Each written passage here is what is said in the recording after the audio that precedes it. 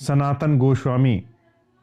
सनातन गोस्वामी चैतन्य महाप्रभु के प्रमुख शिष्य थे। उन्होंने गौड़ीय वैष्णव भक्ति संप्रदाय की अनेकों ग्रंथों की रचना की। अपने भाई रूप गोस्वामी सहित वृंदावन के 6 प्रभावशाली गोस्वामियों में वे सबसे बड़े थे। जब भी इस भूमि पर भगवान अवतार लेते हैं तो उनके साथ उनके पार्षद भी आते हैं। श्री सनातन गोस्वामी ऐसे ही संत रहे जिनके साथ हमेशा श्री कृष्ण एवं राधा रानी हैं। वृंदावन धाम का पहला मदन मोहन जी मंदिर सनातन गोस्वामी ने ही स्थापित किया था। भगवान कृष्ण का जो स्वरूप यहां स्थापित किया गया उसे चैतन्य महाप्रभु के भक्त श्री अद्वैताचार्य ने प्रकट किया था। सनातन गोस्वामी ने श्री कृष्ण लीलास्तव, वैष्णव तोषणी, श्री भृत भागवतामृत, हरि भक्ति विलास तथा भक्ति रसामृत सिंधु आदि ग्रंथों की रचना की। श्री चैतन्य नीलांचल से नवद्वीप आए थे। नीलांचल क्षेत्र उड़ीसा के पुरी क्षेत्र के आसपास का क्षेत्र माना जाता है। मां के चरण दर्शन पाकर कुछ दिनों तक गंगा तट पर वास करने के उपरांत वृंदावन के लिए रवाना हुए, लेकिन पहुंच गए गौड़ रामकेली के समीप। रात में विश्राम कर रहे थे, तभी दीन वेश में 2 स्थानीय सम्मानित पुरुष उनके समक्ष आ खड़े हुए। भक्तों ने परिचय कराया, प्रभु ये दोनों भाई गौड़ के बादशाह हुसैन शाह के प्रधान अमात्य हैं। बड़े भाई अमरदेव दबीर खास हैं और छोटे भाई संतोष देव साक्कार मलिक के नाम से जाने जाते हैं।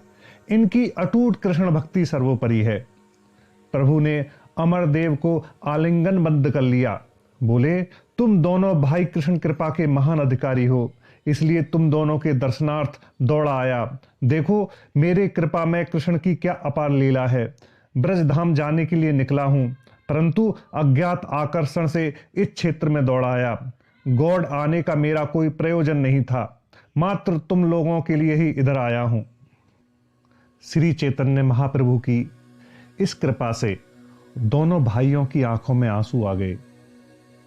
उन्होंने श्री चरणों का सेवक बनने की प्रार्थना की। दोनों भाइयों को आशीर्वाद देते हुए श्री चैतन्य ने कहा, शीघ्र ही कृष्ण तुम लोगों पर कृपा करेंगे, अपने व्यक्तिगत कार्य में लगा लेंगे।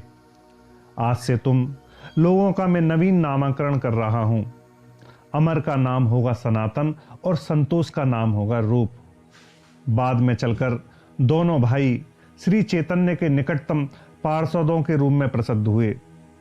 सनातन गोस्वामी ने गौड़ीय वैष्णव धर्म की सुदृढ़ शास्त्रीय भित्ति का निर्माण किया और रूप गोस्वामी ने राधा कृष्ण लीला रस की परिपुष्ट एवं विस्तार किया। सनातन के पूर्वज दक्षिण के थे।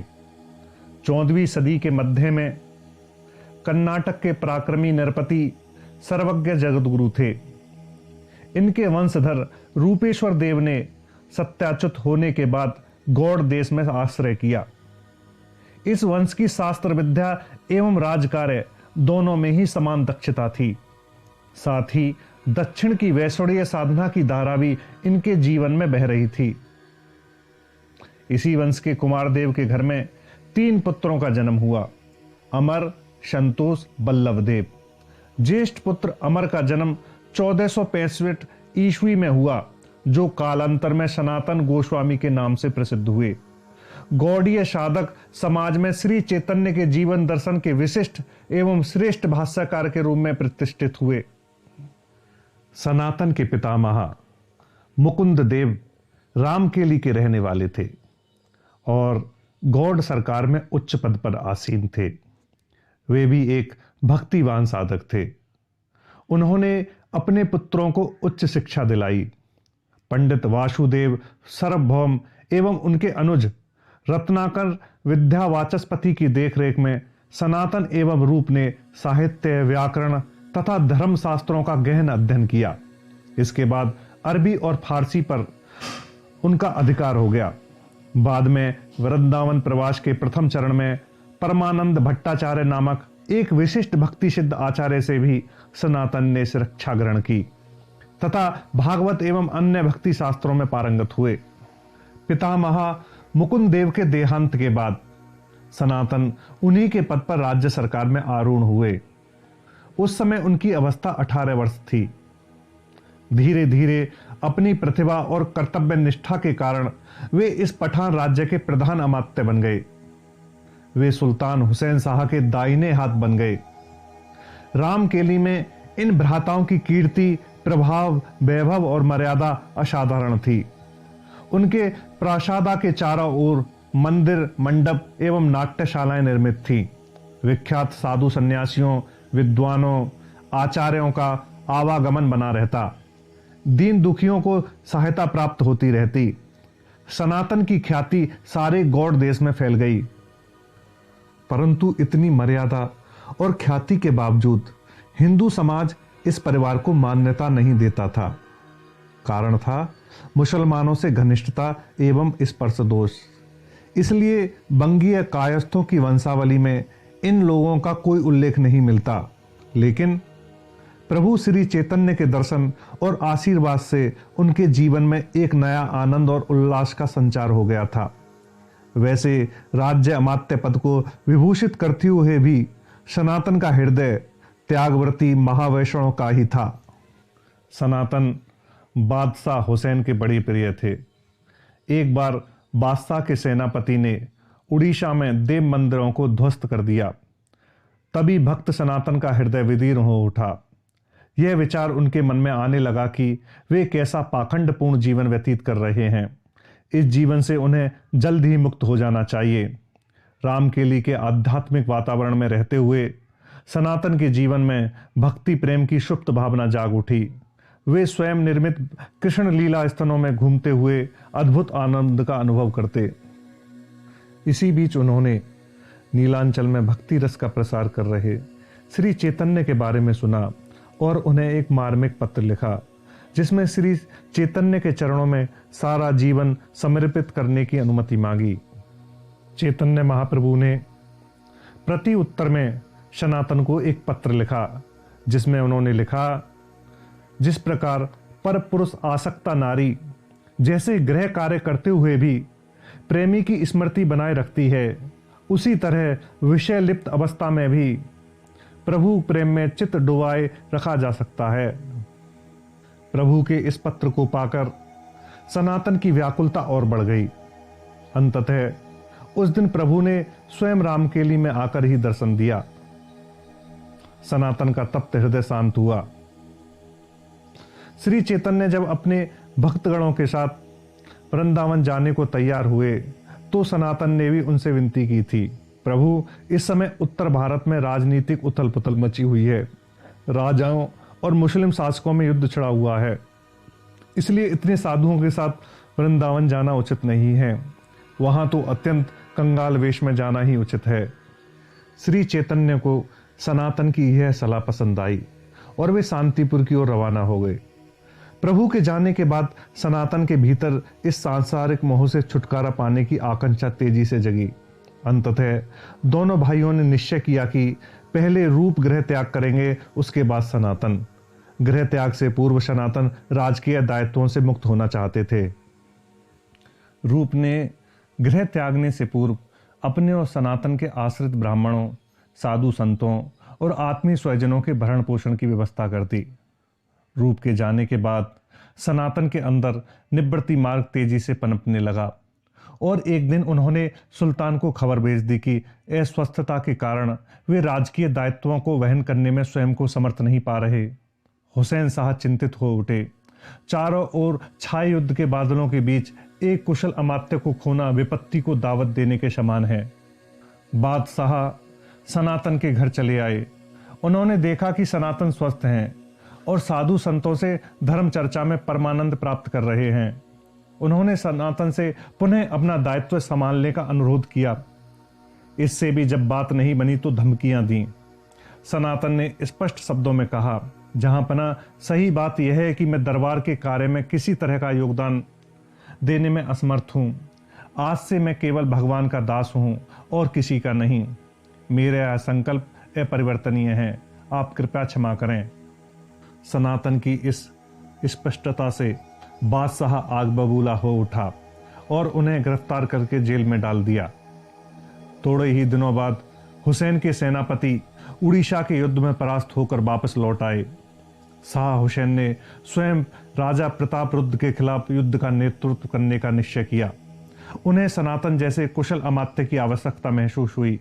उन्होंने सनातन को जेल से बाहर निकाला और अपना साथ देने के लिए समझाया। सनातन ने उत्तर दिया, जहां पनाह आपके अभिमान का दृश्य मैं स्पष्ट देख रहा हूं। आपकी सेना सारे मार्ग में देव मंदिरों को ध्वस्त करेगी तथा पवित्र विग्रहों को कलुषित करेगी, इसलिए किसी भी प्रकार में आपके पाप कार्यों में साथ नहीं दूंगा।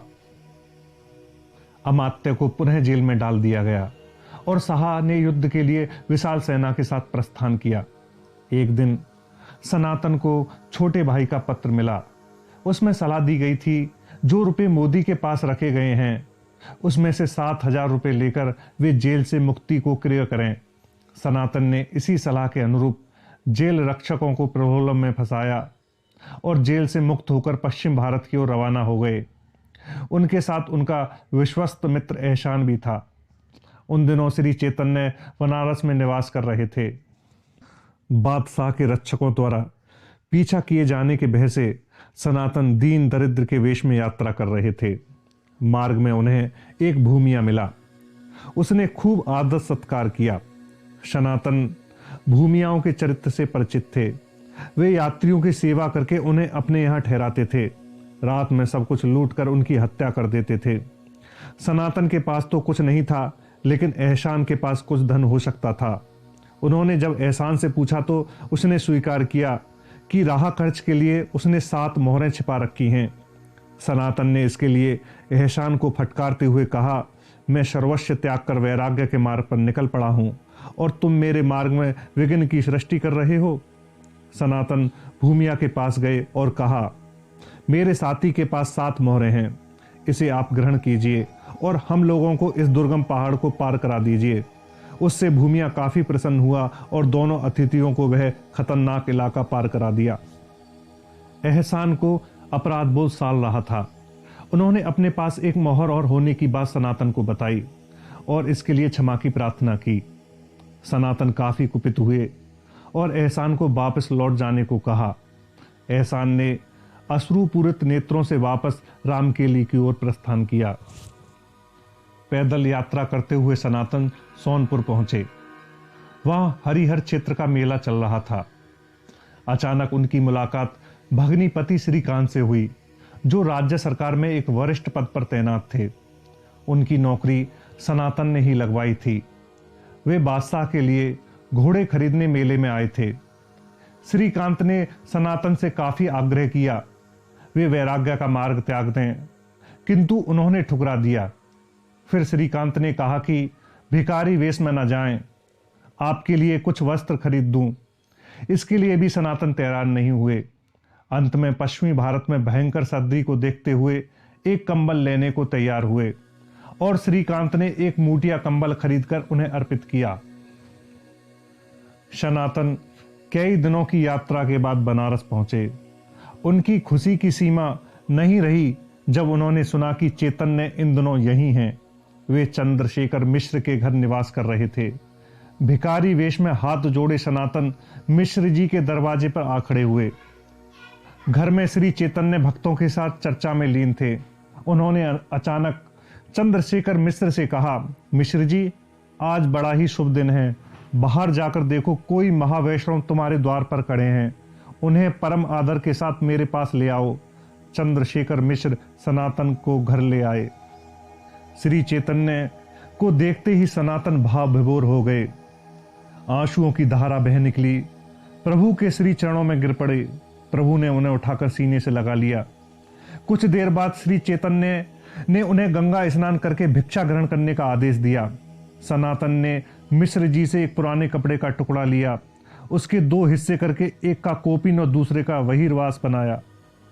सनातन गंगा स्नान करके लौटे, भिक्षा ग्रहण की, कंधे पर मोटिया कंबल डाले, हाथ में भिक्षा की झोली ली और घर घर भिक्षा मांगने के लिए उठे। तभी श्री चैतन्य की निगाह उनके कीमती कंबल पर पड़ी। वे थोड़ी देर तक घूरते रहे। सनातन को समझने में देर नहीं लगी। सनातन भागते हुए पुनः गंगा के घाट पर पहुंचे और अपना कीमती कम्बल एक वृद्ध गरीब को दे दिया। श्री चैतन्य को सनातन का यह रूप देखकर अपार खुशी हुई। फिर भी उन्होंने पूछा, यह क्या सनातन, आप मोटा कंबल कहां भुला आए? उत्तर में सनातन ने पूरी घटना बयान कर दी। सनातन के जीवन में यह त्याग वैराग्य की पराकाष्ठा थी। कुछ दिनों तक सनातन वाराणसी में प्रभु के समीप रहे। इस दौरान उनकी तमाम शंकाओं का समाधान प्रभु ने किया, जिसके परिणाम स्वरूप सनातन उत्तर काल में ब्रजमंडल के वैष्णव समाज में शीर्ष स्थान पर पहुंच गए।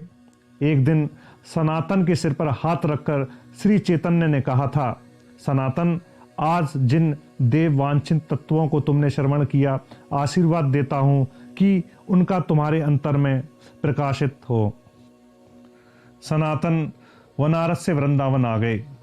उनकी भेंट सुबुद्धि राय, लोकनाथ गोस्वामी और भूगर्भ पंडित जैसे वैष्णव भक्तों से हुई। इसके बाद उन्होंने यमुना पुलिन स्थित आदित्य टीले पर आश्रय लिया। उनके इस समय के त्याग वैराग्य, भजन निष्ठ जीवन की झांकी भक्त पदावली जैसे ग्रंथों में मिलती है। सनातन झोली कंधे से लटकाकर भिक्षा के लिए मथुरा चले जाते। जो कुछ भिक्षा मिलती उसी से भूख मिटाते। वे लोकनाथ गोस्वामी के साथ ब्रजमंडल में लुप्त श्री कृष्ण के लीला स्थलों के उद्धार में लग गए। लगभग 1 वर्ष तक वृंदावन में रहने के उपरांत सनातन उड़ीसा के लिए चल पड़े। झारखंड के रास्ते वे उड़ीसा की तरफ बढ़ रहे थे। एक दिन उन्होंने देखा कि उनके शरीर में विषाक्त कंडू रोग का आक्रमण हो चुका है। उन्होंने इसे सुल्तान की नौकरी के दौरान स्वयं द्वारा किए गए पाप कर्मों का परिणाम समझा और निश्चय किया कि पुरी धाम पहुंचकर श्री जगन्नाथ तथा प्रभु श्री चैतन्य के चंद्रवदन का दर्शन करके रथ के पहियों के नीचे अपने प्राण विसर्जित कर देंगे। धाम में पहुंचकर सनातन ने नगर के दूरस्थ क्षेत्र में स्थापित हरिदास की कुटिया में शरण ली। श्री चैतन्य प्रतिदिन भक्त हरिदास को दर्शन दान देने के लिए उनके पास आते और काफी समय व्यतीत करके वापस लौट जाते। उस दिन जब उन्होंने सनातन को देखा तो दीनता पूर्वक प्रणाम निवेदित किया। वे हाथ बढ़ाकर सनातन के आलिंगन का जितना प्रयास करते, सनातन उतना ही पीछे हटते जाते। अंततः सनातन ने कातर स्वर में कहा, प्रभु, अपने देव दुर्लभ शरीर से मेरा स्पर्श मत करो। मैं अत्यंत हीन तथा भ्रष्टाचारी हूं। मेरे शरीर में कंडू की घृणित व्याधि भी है। इसकी छूत अपने शरीर में लगाकर मुझे और अधिक पापी मत बनाओ। परंतु चैतन्य प्रभु सनातन से बार बार लिपटते रहे। उनके शरीर की पीप श्री चैतन्य के शरीर में लगती रही और सनातन पश्चाताप की आग में जलते रहे। अंततः उन्होंने सोचा कि उन्हें यथाशीघ्र शरीर विसर्जित कर देना चाहिए। श्री चैतन्य एक दिन हरिदास की कुटिया में बैठकर कृष्ण भक्ति की कथा कह रहे थे। अचानक सनातन की तरफ मुड़े और कहा, सनातन, केवल शरीर त्याग करने से कृष्ण नहीं मिलते, उनकी प्राप्ति उनके भजन से होती है। ऐसे अशुभ संकल्पों को त्याग कर दो। मैं आशीर्वाद देता हूं कि शीघ्र ही तुम्हारी मनोकामना सिद्ध होगी और परम प्रभु के दर्शन पाओगे। सनातन ने सोचा, उनकी आत्महत्या की इच्छा प्रभु से छिपी नहीं रही। प्रेमावेग में सनातन प्रभु के चरणों में गिर पड़े। रोते हुए बोले, प्रभु, मैं पतित और पातकी हूं। इस शरीर को जीवित रखने का लाभ ही क्या है, यह तो बताओ। मुझे अनुमति दो कि मैं श्री जगन्नाथ जी के रथ के नीचे अपने को डाल दूं। प्रभु द्वारा की गई भर्त्सना के बाद सनातन सिर झुकाए बैठे रहे। हरिदास ने सनातन का आलिंगन करते हुए कहा, सनातन, तुम्हारे सौभाग्य की सीमा नहीं है। स्वयं प्रभु ने तुम्हारे शरीर पर अपना दावा किया है। मात्र यही नहीं, अपने शरीर से जो कार्य संभव नहीं है उसे तुम्हारे माध्यम से कराने का निश्चय किया है। तुम सत्य ही धन्य हो। हम लोग नितांत अधम हैं, इसलिए प्रभु के किसी काम नहीं आ सके। श्री चैतन्य के अंतरंग भक्त जगदानंद पंडित नीलांचल आए हुए थे। वे सनातन से मिलने गए। सनातन ने कहा कि प्रभु प्रतिदिन मेरे शरीर का आलिंगन करते हैं। मैं भयंकर कंडू रोग से ग्रसित हूं। मेरे शरीर की पीप प्रभु के शरीर में लगती रहती है। यह अपराध नित्य मुझसे हो रहा है। मैं प्रभु को मना भी नहीं कर पा रहा हूं। आप ही कोई रास्ता बताइए। प्रभु ने मुझे आत्महत्या करने से भी रोक दिया है। जगदानंद यह बात सुनकर सिहर उठे। उन्होंने सनातन को वृंदावन चले जाने की सलाह दी। दूसरे दिन जब प्रभु हरिदास और सनातन को दर्शन देने आए तो प्रभु ने फिर सनातन को आलिंगन किया और उनके शरीर का पीप प्रभु के शरीर में लग गया। सनातन बहुत दुखी हुए और उन्होंने जगदानंद की सलाह का उल्लेख करते हुए नीलांचल छोड़ देने की इच्छा व्यक्त की। यह सुनते ही प्रभु गुस्से से फट पड़े। बोले, क्या कहते हो तुम? कल का जगह तुम्हें उपदेश देने आया था, उसकी ऐसी स्पर्धा? क्या वह नहीं जानता कि बुद्धि, शास्त्र ज्ञान तथा भजन साधन में तुम उसके गुरु होने योग्य हो? इसके अलावा तुम मेरे प्राणाधिक प्रिय सहचर हो।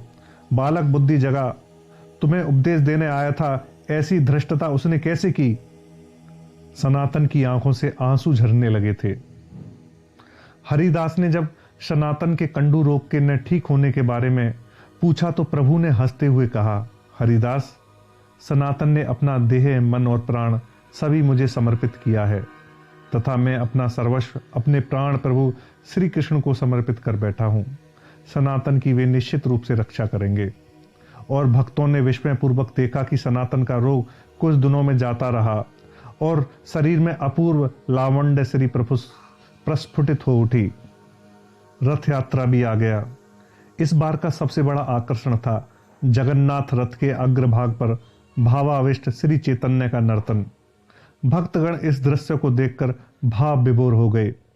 चतुर्मास्य खत्म होने पर भक्तगण वापस लौट गए, पर सनातन को प्रभु ने दोला यात्रा यानी होली तक रोक लिया।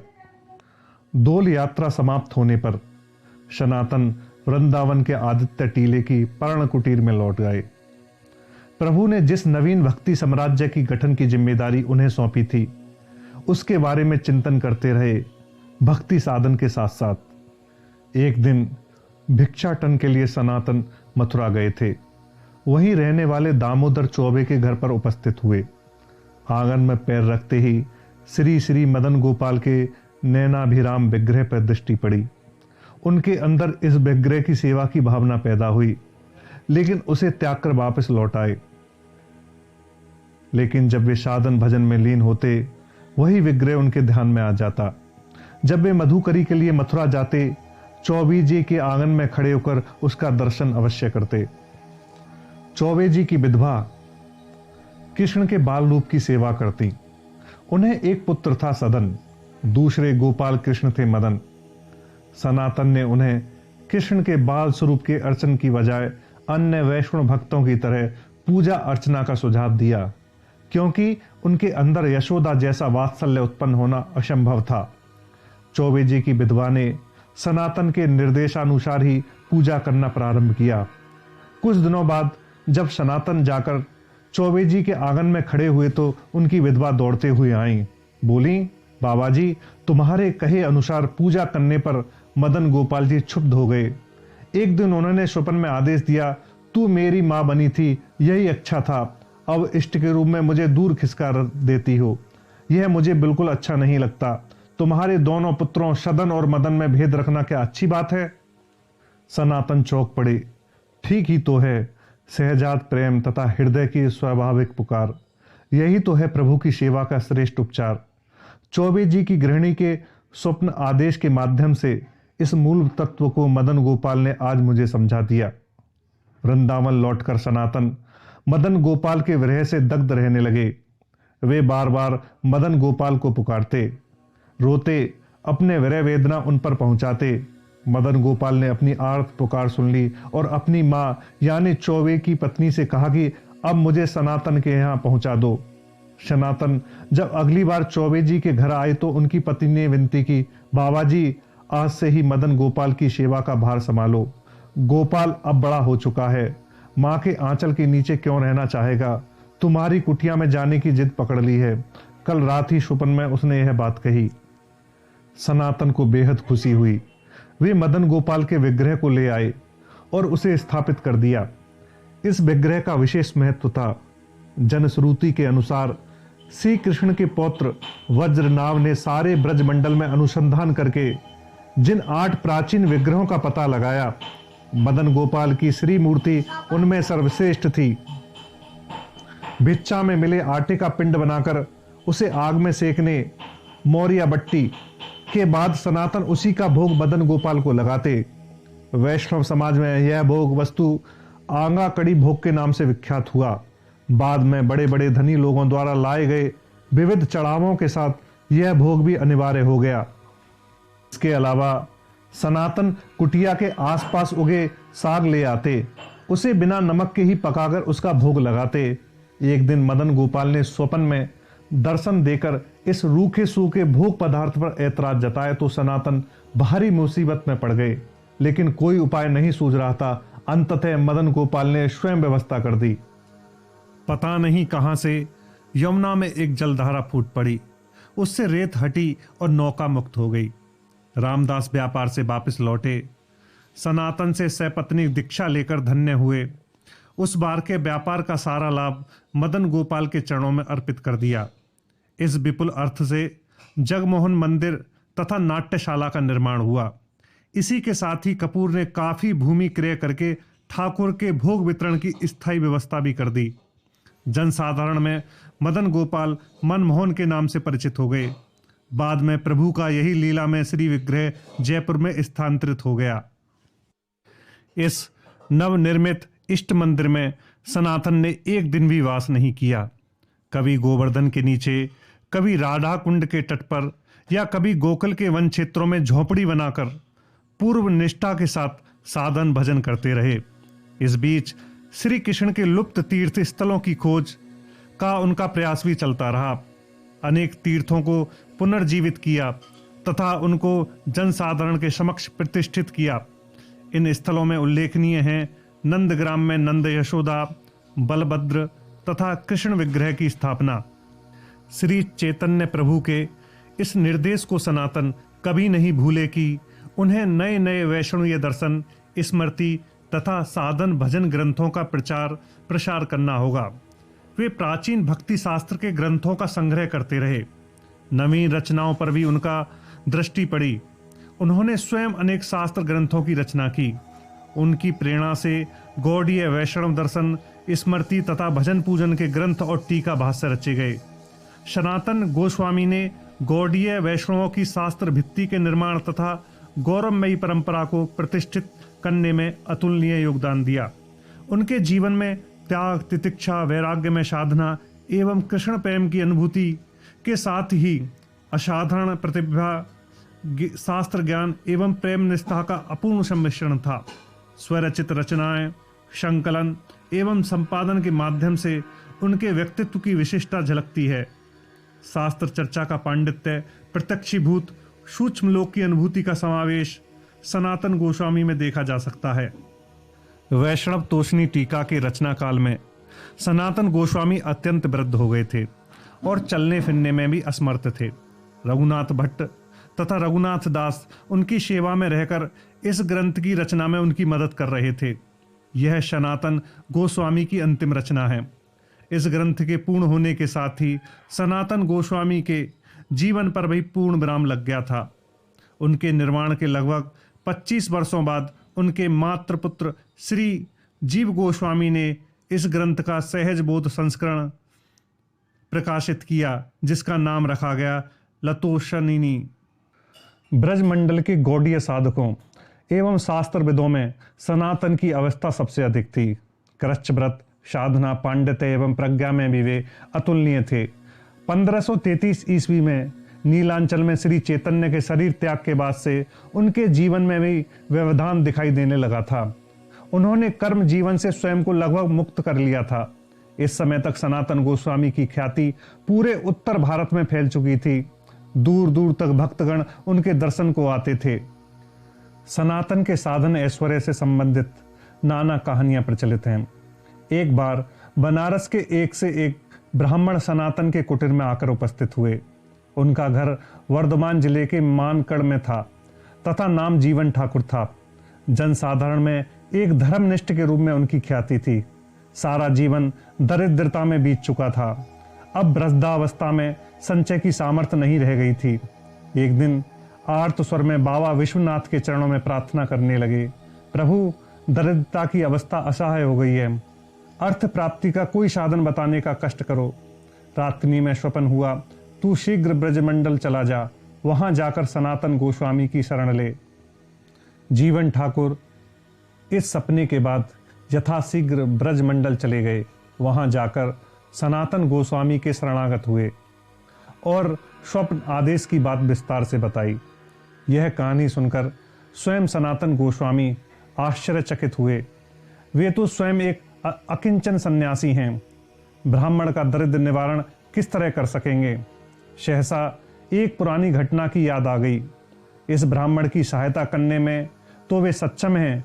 बहुत दिनों पूर्व की बात है, यमुना का किनारा पकड़े सनातन चले जा रहे थे। अचानक पैरों में एक दुर्लभ रतन ने ठोकर लगी। उसे उन्होंने जल्दी से उठा लिया। दूसरे ही क्षण उनका मन चिंता में पड़ गया। वे स्वयं सन्यासी हैं, इस रत्न का उन्हें क्या प्रयोजन। उसे उन्होंने पत्थरों के पीछे छिपा दिया। अब इस रत्न के बारे में उन्हें स्मरण नहीं रह गया था। जिस स्थान पर यह रत्न रखा था उसका पता बताते हुए प्रसन्न होकर उन्होंने ब्राह्मण से कहा, बाबा यह रत्न तुम अभी उठा के लाओ, जिससे तुम्हारी दरिद्रता दूर हो जाएगी। ग्वाभी जीवन ठाकुर उसी समय यमुना तट की ओर दौड़ पड़े और वह रत्न खोज निकाला। रत्न सूर्य रश्मियों में झिलमिला उठा। सनातन गोस्वामी की कृपा से जीवन ठाकुर विपुल संपदा के अधिकारी हो चुके थे। इसका स्मरण होते ही उनकी आंखें सजल हो गईं। लेकिन सनातन गोस्वामी के वैराग्य की याद आते ही जीवन में संपदा की नश्वरता का बोध होने लगा और जीवन ठाकुर के मन में परम धन लाभ की तीव्र लालसा जाग उठी। वे एक अपूर्व दिव्य चेतना से प्रकाशित हो उठे। क्षण भर में ही उन्होंने इस रत्न को यमुना में फेंक दिया। फिर तेजी से सनातन गोस्वामी की कुटिया में आ गए। साष्टांग दंडवत करने के बाद निवेदन किया, प्रभु मैं अत्यंत अधम जीव हूँ, अपनी तुच्छ गृह गृहस्थी में फंसा हुआ हूँ। आपके सानिध्य में आकर मैंने ज्ञान चक्षु खुल गए हैं। जिस धन के कारण यह अलभ्य मणि भी आपके लिए नगण्य है, उसी का अंशदान मुझे करने की कृपा करें। कृपया अर्थ के बदले परमार्थ का दान करें। आज से मैंने आपके चरणों में ही उत्सुक कर दिया है। सनातन गोस्वामी से दीक्षा ग्रहण करने के बाद जीवन ठाकुर का आध्यात्मिक जीवन शुरू हुआ। बाद में उनका वंश काट भंगुर के गोस्वामी के परिवार के नाम से विख्यात हुआ। जीवन के अंतिम समय में सनातन गोस्वामी नंदीश्वर के मानस गंगा नामक पुण्य सरोवर के तट पर गुप्त रूप से निवास करने लगे थे। बाद में यही स्थान बैठान के नाम से प्रसिद्ध है। पास ही चकेश्वर महादेव का मंदिर है। इसी स्थान पर एक बिल्व वृक्ष के नीचे बैठकर महासाधक अपनी चरम अध्यात्म साधना के व्रती हुए। 90 वर्ष की वृद्धावस्था में स्वयं श्री कृष्ण ने बाल स्वरूप में दर्शन देकर उनके दैनिक आहार का भार ग्रहण कर लिया था। यह बात जब जनसाधारण में प्रचलित हुई तो लोग भाग चले सनातन गोस्वामी की ओर। इन लोगों की प्रार्थना पर सनातन अपनी कृच्छ साधना में कमी के लिए बाध्य हुए। लोगों ने एक कुटिया बना दी जिसमें वे रहने लगे। सनातन गोस्वामी जब गोवर्धन पर्वत की परिक्रमा के लिए अशक्त हो गए तो श्री कृष्ण ने स्वयं दर्शन दिया। उन्होंने कहा, तुम्हारे अंतर में मेरे गोवर्धन गिरी की परिक्रमा न कर पाने के कारण ग्लानि हो रही है, इसलिए मैं भागकर यहाँ आया हूँ। मेरे हाथ में यह गोवर्धन की ही शिलाखंड है। इस पर मेरे चरण चिन्ह अंकित हैं। इस चरण पहाड़ी को भक्ति पूर्वक तुम अपने कुटीर में स्थापित करोगे। भजन की समाप्ति पर नित्य इसी की प्रदक्षिणा करोगे। इससे ही तुम्हारे गोवर्धन परिक्रमा का व्रत का उद्यापन हो जाएगा। अब इस चरण पहाड़ी को ध्यान में रखकर ही सनातन की साधना होने लगी। धीरे धीरे 1545 ईस्वी की आषाढ़ी पूर्णिमा की तिथि आ गई। सनातन गोस्वामी के द्वार पर उस दिन उनके परम प्रिय कृष्ण का आवाहन ध्वनित हुआ। चरण पहाड़ी पर खड़े होकर इष्ट देव ने दर्शन दिया। सनातन गोस्वामी नश्वर जीवन त्याग कर शाश्वत लीला धाम में प्रविष्ट हो गए। प्रभु मदन मोहन जी के प्रांगण में सनातन गोस्वामी के नश्वर शरीर को समाधिस्थ किया गया। आज भी हजारों भक्तों का श्रद्धा उस पवित्र भूमि पर निवेदित होती है।